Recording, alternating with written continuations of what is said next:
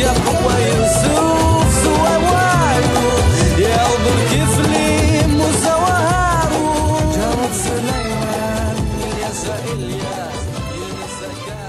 Bismillahirrahmanirrahim. Assalamualaikum warahmatullahi ta'ala wabarakatuh. Alhamdulillahirabbil alamin wassalatu wassalamu ala asyrafil anbiya'i wal mursalin sayyidina Muhammadin wa ala alihi wa ashabihi ajma'in.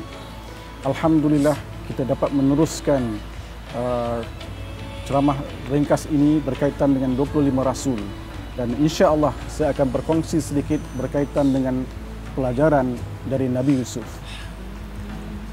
Di dalam Al-Quran suratul Yusuf disebutkan juga bahawa surah Yusuf ini adalah surah ahsanul qasasi ataupun kisah-kisah yang paling baik. Jadi apa sebenarnya kisah yang paling baik yang ada di dalam surah Yusuf? Dan kita kalau lihat kepada ayat keempat dan kelima surah Yusuf, berlaku dialog di antara Nabi Yusuf dan Nabi Yaqub. Yakni Nabi Yusuf berkata kepada Nabi Yaqub, "Wahai ayahandaku, ya abati, aku bermimpi 11 bintang, matahari dan bulan semua sujud kepadaku." Maka berkatalah Nabi Yaqub kepada anak anda kesayangannya Nabi Yusuf, "Wahai anakku, janganlah kau ceritakan kepada saudaramu, nescaya mereka akan membinasakanmu. Sesungguhnya syaitan adalah musuh yang paling nyata." Mimpi ini memberikan satu sinar harapan kepada Nabi Yaqub alaihissalam. Mengapa tuan-tuan ibu sekalian? Kerana ia memberikan indikasi bahawa anaknya yang bernama Nabi Yusuf alaihissalam ini akan diangkat sebagai seorang nabi untuk mentadbir Baitul Maqdis dan Mesir. Dan apa sebenarnya berlaku kepada Nabi Yusuf? Nabi Yusuf sebenarnya diuji sejak beliau dilahirkan. Beliau telah kehilangan ibu yang bernama Rahil pada usia 8 tahun. Disebabkan ketiadaan ibulah, maka Nabi Yusuf telah diberikan perhatian yang sangat dalam, cinta yang kasih sayang sangat dalam daripada Nabi Yaqub alaihissalam bersama dengan seorang lagi anak anda yang bernama Benyamin. Maka berlakulah tipu muslihat. Sebab itu diturunkan Al-Quran ini kepada Nabi Muhammad sallallahu alaihi wasallam.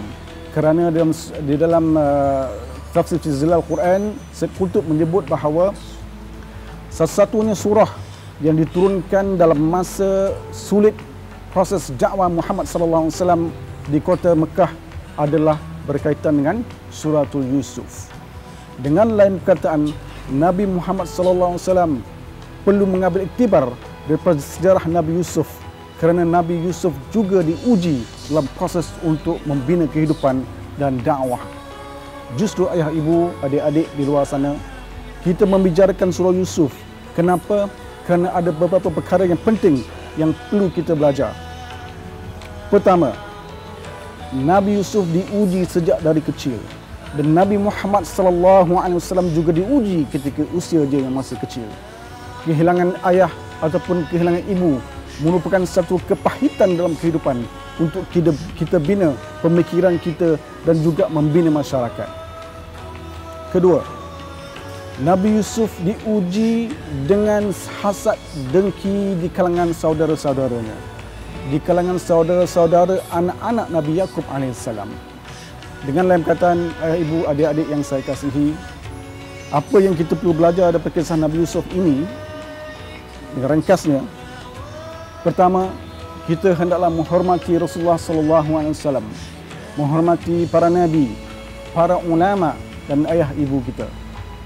Kedua, hasad dengki telah berada di atas muka bumi ini beribuan tahun. Hasad dengki merosakkan iman dan jiwa. Hasad dengki boleh berada di mana-mana, di kalangan adik-beradik, saudara mara, sahabat andai maupun rakan-rakan pejabat. Ketiga, abang dan kakak perlulah sama-sama membantu untuk membangunkan keluarga.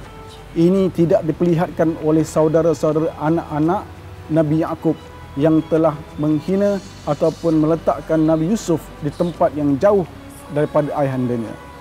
Dan keempat, dalam kehidupan kita, ayah ibu adik-adik sekalian, di pejabat contohnya, bagaimana cara kita berusaha untuk mencuri perhatian bos kita. Nabi Yusuf AS disayangi oleh Nabi Yaqub kerana dia mempunyai hikmah kebesaran yang Allah akan berikan kepada Yusuf sebagai Nabi. Kecintaan Nabi Yaqub kepada Yusuf sangat mendalam sehingga lahirlah bibit-bibit kedengkian. Begitu juga kita di pejabat, ayah ibu, adik-adik yang saya kasihi sekalian. Manusia dengki dan cuba mencari perhatian, tetapi seringkali kita dapati bahawa kita mempunyai perhatian yang berbeza sehingga kedengkian itu membawa kepada kebinasaan. Dan akhir sekali, saya ingin sentuh khususnya kepada adik-adik, ayah ibu sekalian.